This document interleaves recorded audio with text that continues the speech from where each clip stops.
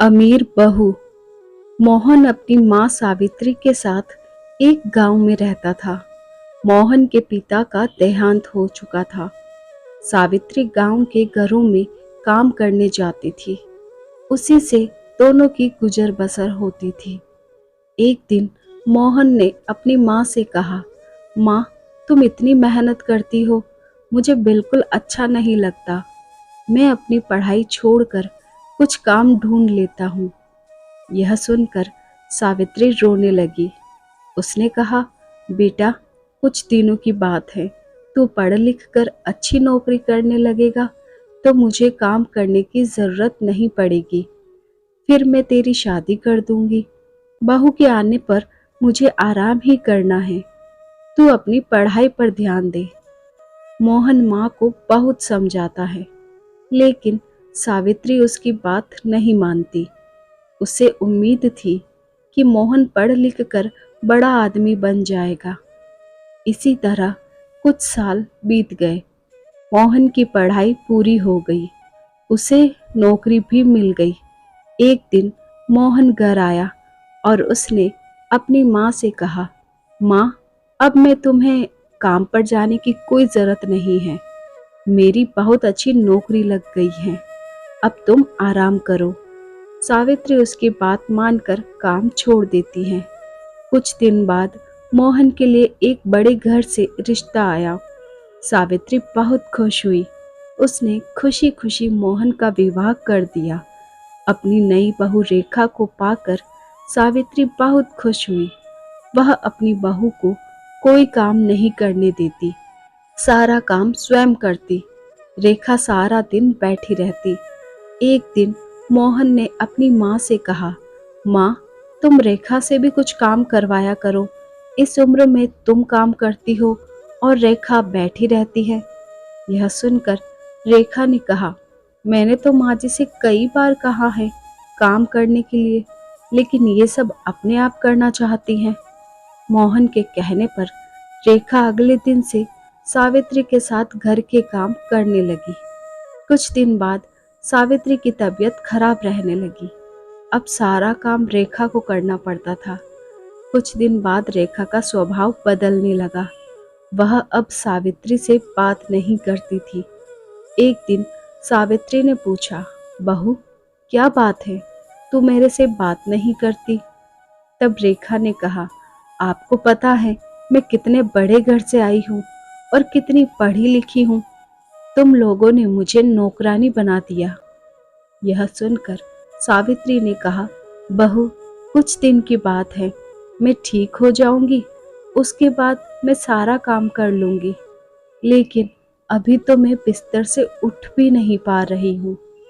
तब रेखा बोली, हाँ हाँ, यह सब बहाने मैं खूब समझती हूँ। मैंने काम करना शुरू किया तो आपने सारा काम मेरे ऊपर डाल दिया। यह कहकर रेखा अपने कमरे में चली गई। उस दिन उसने खाना भी नहीं बनाया। शाम को जब मोहन घर आया तब रेखा ने कहा, सुनो जी, मैं इतना काम नहीं कर सकती, इसलिए मैं अपने माता पिता के घर जा रही हूँ। तुम्हें अपनी माँ की सेवा करनी है तो करो, मुझसे यह सब नहीं होगा। यह सुनकर मोहन गुस्से में बोला, मैंने शादी अपनी माँ को आराम देने के लिए की थी। अगर तुम घर का काम नहीं करोगी तो माँ इस बीमारी में कैसे काम करेगी? यह सुनकर रेखा गुस्से में अपने घर जाने के लिए चल दी। तभी सावित्री ने उसे रोका और कहा, बहू, इस घर को छोड़कर मत जाओ, मैं सारा काम कर लूंगी। रेखा फिर भी नहीं मानती और अपने पिता के घर चली जाती है। उसके जाने के बाद सावित्री रोती रहती है। मोहन कहता है, माँ, तुम क्यों रो रही हो? उसका गुस्सा कम होगा तो वह आ जाएगी। यह सुनकर सावित्री कहती है, बेटा, तू अभी उसे लेकर आ और जब तक वह नहीं आए तो भी उसके साथ रहना। मोहन कहता है, माँ, मैं तुम्हें इस हाल में छोड़कर कैसे जा सकता हूँ? लेकिन सावित्री कहती है, तुझे मेरी कसम, नहीं तो मैं अन्न जल त्याग दूंगी और मर जाऊंगी। सावित्री की जिद के आगे मोहन हार जाता है और रेखा को लेने उसके घर पहुंच जाता है। वह रेखा को बहुत मनाता है, लेकिन वह नहीं मानती। रेखा उससे कहती है, हम अलग घर लेकर रहते हैं, तुम अपनी माँ को हर महीने कुछ पैसे भेज देना। मोहन बेमन से उसकी बात मान लेता है और रेखा के साथ अलग मकान में रहने लगता है। उधर सावित्री अकेली रह जाती है। वह अकेले में बैठी बैठी अपने मोहन को याद करके रोती रहती थी। एक दिन सावित्री के घर पर कोई दरवाजा खटखटाता है। सावित्री दरवाजा खोलती है तो देखती है सामने रेखा का भाई राजेश अपनी पत्नी के साथ खड़ा था। वे दोनों अंदर आकर सावित्री से पूछते हैं, माँ जी, दीदी कहाँ हैं? सावित्री उसे सारी बात बता देती है।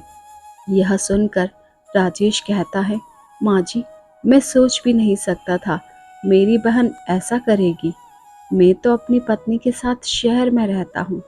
आज दीदी से मिलने का मन हुआ तो यहाँ चला आया, और इतनी बड़ी बात मेरे माता पिता ने भी मुझे नहीं बताई। यह कहकर वह चला जाता है। कुछ दिन बाद रेखा अपने पिता के घर जाती है। वहाँ उसे राजेश और उसकी पत्नी मिलते हैं। रेखा अपने भाई भाभी को देखकर बहुत खुश होती है और कहती है, भैया आप कब आए? मुझसे मिलने क्यों नहीं आए? और माँ पिताजी कहाँ हैं? तब राजेश ने कहा, मेरी पत्नी माँ पिताजी के साथ नहीं रहना चाहती थी, इसलिए मैंने उन दोनों को घर से निकाल दिया, और तू भी अब कभी यहाँ मत आना। यह सुनकर रेखा के होश उड़ जाते हैं। वह रोने लगती हैं और कहती हैं, भैया आप मुझे इतना प्यार करते थे, अब कैसी बातें कर रहे हो?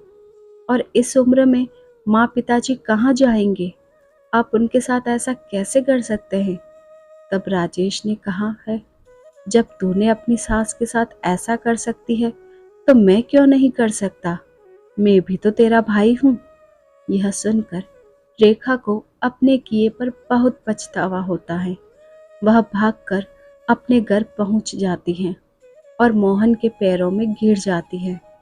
मोहन के पूछने पर वह सारी बात उसे बता देती है और कहती है, मुझे माफ़ कर दो और माँ जी के पास ले चलो, मैं उनसे माफ़ी मांग लूँगी। मेरे किए की सज़ा मेरे माता पिता को भी भुगतनी पड़ रही है, जाने वे किस हाल में होंगे। मोहन रेखा को लेकर अपने घर पहुंच जाता है। घर में घुसते ही रेखा सावित्री के पैरों में गिर जाती है और अपने किए व्यवहार के लिए माफ़ी मांगती है। तभी दूसरे कमरे से राजेश अपनी पत्नी और माता पिता के साथ बाहर आता है। उन्हें देखकर रेखा रोने लगती है। तब राजेश उसे बताता है, उसने माता पिता को छुपा दिया था ताकि तुझे तेरी गलती का एहसास हो सके। राजेश के माता पिता भी सावित्री से माफ़ी मांगते हैं। इस तरह मोहन, रेखा और सावित्री तीनों खुशी खुशी रहने लगते हैं। धन्यवाद दोस्तों। आई होप आपको ये कहानी पसंद आई होगी। अच्छी लगी हो तो कमेंट करके बताइए, और हमारे चैनल को लाइक, शेयर और सब्सक्राइब कीजिए ऐसी ही और कहानियाँ सुनने के लिए। Thanks for watching.